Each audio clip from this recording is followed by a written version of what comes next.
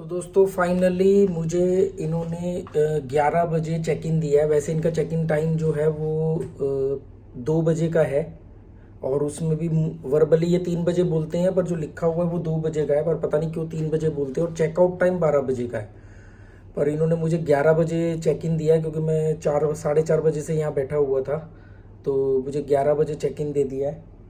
और मैं आपको बताऊंगा कि एक छोटा सा एक स्कैम भी कह सकते हो एक चलता है, Booking.com की तरफ से है या agoda.com की तरफ से है या होटल वालों की कोई शरारत है टूरिज्म टैक्स के नाम पर। तो मैं आपको उसकी डिटेल आगे बताऊंगा किसी वीडियो में या नेक्स्ट वीडियो में, फिलहाल या इसी वीडियो के आगे बता दूंगा, मैं ऐड कर दूंगा।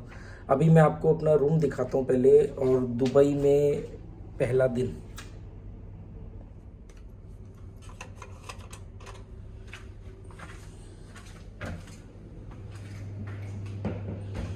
ये तो है वॉशरूम।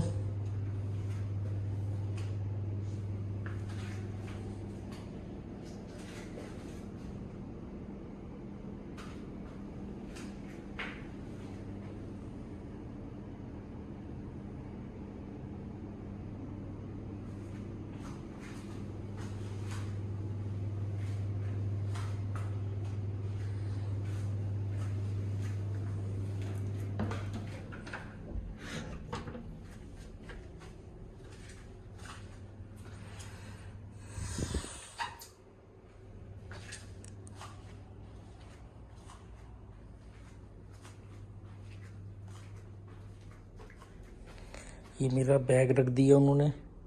ये क्या है? अच्छा, कुरान।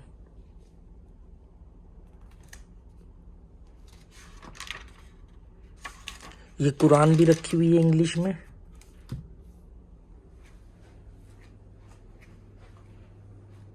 पूछूंगा अगर कॉम्प्लीमेंट्री हुई तो लाइब्रेरी के लिए ले जाऊंगा, वैसे मैंने मंगवाई हुई है। ये आयरन के लिए है। ये लॉकर।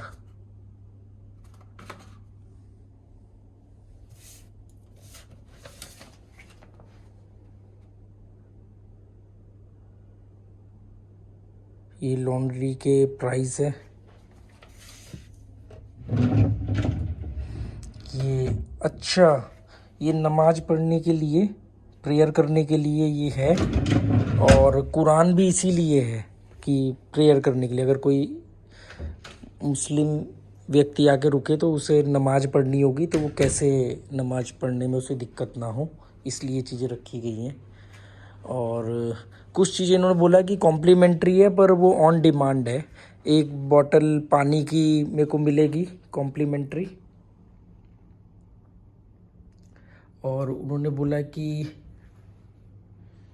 अगर आपको क्या नाम है कुछ भी चाहिए हो जो कॉम्प्लीमेंट्री है पर ऑन डिमांड है, कई चीज़ें जैसे जैसे वो स्लीपर, गाउन, वो सब वो कह रहे कॉम्प्लीमेंट्री है पर आपको बोलना पड़ेगा।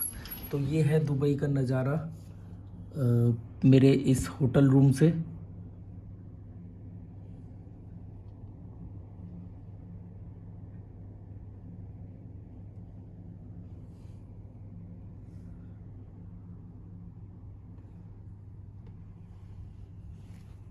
इसको बंद कर देते हैं। सबसे पहले तो मैं सोऊंगा, इससे होगा शायद। हाँ, सबसे पहले मैं सोऊंगा क्योंकि मैं रात भर जागा हूँ। चाय कॉफ़ी वगैरह भी कुछ नहीं पीना है, सबसे पहले सोना है। और उसके बाद जिम भी है, उसके बाद उठने के बाद शाम को मैं जिम जाऊंगा। स्विमिंग पूल आज इन्होंने बोला कि वो अंडर मेंटेनेंस है, वैसे उसकी टाइमिंग 8 से 8 है। और चलो अब आपको स्कैम के बारे में, सबसे पहले तो मैं आपको एक स्कैम के बारे में बताऊं। स्कैम ही कहेंगे इसको, क्योंकि जैसे मैंने Booking.com से इस होटल को बुक किया, 6 दिन के लिए मैंने बुक किया, और जितना पेमेंट आया इंक्लूडिंग टैक्स फाइनल अमाउंट मैंने पे कर दिया। जब मैंने वो अमाउंट पे किया तो बुकिंग कंफर्मेशन का आ गया कि भाई आपका ये रमाडा होटल दुबई में आपका रमाडा होटल बुक हो गया है और पेमेंट पूरी फुल एंड फाइनल आपने दे दी है इंक्लूडिंग टैक्स। तो दुबई में 3 रमाडा है, एक ये डेरा में है जिसमें मैं रुका हूँ, एक बुर्ज खलीफा के सामने है और एक कहीं और है। 3 रमाडा है, तीनों के प्राइस भी अलग अलग है।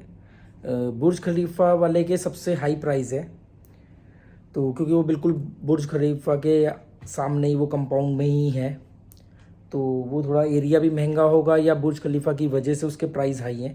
और ये वाला रमाडा भी डेरा में ही है, एयरपोर्ट्स के पास में ही था। तो जब मैंने वो पेमेंट पे कर दिया और उन्होंने मुझे रूम दिया, तो रूम मतलब मेरे को उन्होंने बोला कि आपको 90 दिरहम और देने पड़ेंगे टूरिज़्म टैक्स, हम आपको उसकी रिसिप्ट भी दे रहे हैं।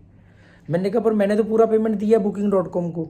तो उन्होंने कहा रिसेप्शन पे कि जो आपने booking.com से बुक किया है उसने वो अगोडा को सेल कर दी अपनी बुकिंग, और अगोडा के थ्रू हमारे पास बुकिंग आई है। तो अगोडा के थ्रू आई है इसलिए हम आपको टूरिज्म टैक्स देना ही होगा 90 दिरहम। 90 दिरहम का मतलब होता है लगभग 26 रुपये का एक दिरहम मेरे को पड़ा है, मतलब है यहाँ पे 25 भी लगा लो तो आप लगा लो कितने का हुआ, 2-2.5 हज़ार रुपये। तो ये जो बात 2-2.5 हज़ार की नहीं, बात ये कि वो कह रहे हैं कि अगर booking.com से डायरेक्ट आती तो हम आपसे टैक्स नहीं लेते, हमारे पास अगोडा से आई है। मैंने कहा मुझे कैसे मालूम, मैंने तो booking.com से बुक किया, booking.com ने मेरे को कंफर्मेशन भेज दी, आपके पास अगोडा से आई है इसलिए आपको 90 दिरहम और चाहिए। और अगर booking.com से आती तो नहीं चाहिए। मतलब टूरिज्म टैक्स या तो सब पे लगना चाहिए, एक साइड से लग रहा है एक साइड से नहीं लग रहा है। तो वो मैं समझ गया कि वो कुछ नहीं है, वो रिसिप्ट तो दे दी है पर वो सब वो है कि जैसे वो मुझे थोड़ा सा पहले चेक इन दे रहे हैं, या मुझे एक्चुअली मालूम नहीं, मैं अभी इस पर रिसर्च करूंगा। उन्होंने कहा हमने आपको रिसिप्ट दी है, आप agoda.com पे कंफर्म कर लो फ़ोन करके या booking.com पे कंफर्म कर लो। तो मैंने कहा ठीक है, मैं इतना थका हुआ था, रात भर से जागा था, तो मैंने कहा आप ना मेरे को कोई बात नहीं। थोड़ा सा इसमें कन्फ्यूज़न क्या हो गया, उन्होंने 90.0 लिखा, मतलब 90 दिरहम लिखना था, कैलकुलेटर पे लिखा है 90.0 और वो कह रही है 19.0। एक्चुअली में उन्होंने एक जीरो एक्स्ट्रा लिख दी थी, 900 दिरहम लग रहा था वो। मैंने 900 दिरहम का हिसाब लगाया, मैंने कहा 900 दिरहम मतलब ये तो पूरे 18,000 20,000 रुपये एक्स्ट्रा बन रहे हैं। फिर उस पर मैंने कहा कि मैं बिना बात किए उनको मेरे को बात करनी पड़ेगी जब मैंने पूरा पेमेंट किया है। फिर जाके जब चेक की, फिर वो दूसरा कोई आया तो उसने बोला कि सर 90 दिरहम है। तो मैंने कहा 90 है तो मैं पैसे दे देता हूँ, कोई बात नहीं, 2-2.5 हज़ार रुपये की।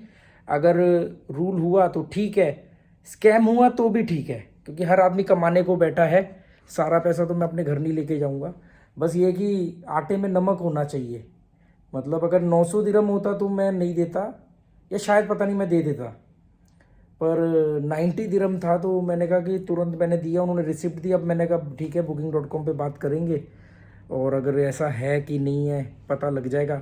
तो मैंने आप लोगों को बताया कि आप जब भी आगे से क्या करना, जब भी आप booking.com से कोई ऐसी महंगी बुकिंग करो या दुबई की बुकिंग करो तो एक बार आप प्रॉपर्टी से कंफर्म कर लेना। प्रॉपर्टी का कॉन्टैक्ट नंबर आता है। मैंने ये मिस्टेक करी कि भी मैंने बुक नहीं किया, क्योंकि मैं ऑलरेडी जलंधर में रमाडा में रुक चुका था, और ऐसा अभी तक मैं कई होटलों में, कई कंट्रीज़ के होटल में अलग अलग जगह पे रुका हूँ, टूरिज्म टैक्स के नाम पे कहीं नहीं देना पड़ा। और मुझे थोड़ा सा डाउट इसलिए हो रहा है कि उन्होंने कहा कि booking.com से आते तो टूरिज्म टैक्स नहीं लगेगा।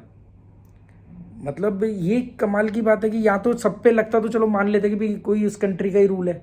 वो कह रहे हैं कि booking.com से जहाँ से आपने बुक किया वहाँ से नहीं लगता, हमारे को booking.com ने आगे अगोडा को सेल कर दिया और हमारे पास बुकिंग अगोडा के थ्रू आई है।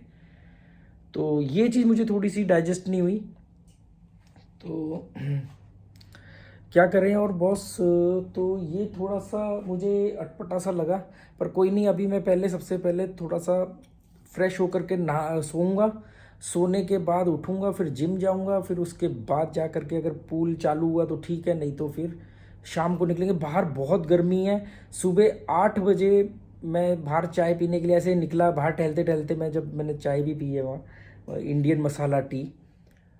मतलब 8 बजे इंडिया की 2 बजे वाली धूप थी, तो काफ़ी गर्मी वाला माहौल है। और यहाँ पर सीज़न शुरू हो गया है। वो कह रहे हैं कि ये सीज़न अब चलेगा मार्च के पहले हफ्ते तक, मतलब मार्च के फर्स्ट वीक या सेकंड वीक तक सीज़न रहेगा, और अब सारी चीज़ें महंगी हो जाएंगी। तो अभी क्या चल रहा है, अक्टूबर, हाँ समझ लो, हाँ अक्टूबर नवंबर दिसंबर जनवरी फरवरी मार्च, मतलब इनका 5-6 महीने का सीज़न है, 5 महीने का सीज़न लगा लो आप। गोवा से लंबा सीज़न है इनका। तो बहुत भीड़ है हर जगह पे, पूरा होटल फुल है, मतलब नीचे बहुत सारे लोग बैठे हुए थे मेरे साथ चेक इन के लिए। तो पहले दिन बहुत सारी दिक्कतें आती हैं, उसके बाद आप यूज टू हो जाते हो। अब ये है कि चलो 6 दिन का उन्होंने मुझसे 90 दिरहम लिया है टूरिज़्म टैक्स। देखते हैं जो भी है, कोई बात नहीं। फिर तो इससे भी बहुत सस्ते होटल थे, वहाँ भी रुक सकते थे।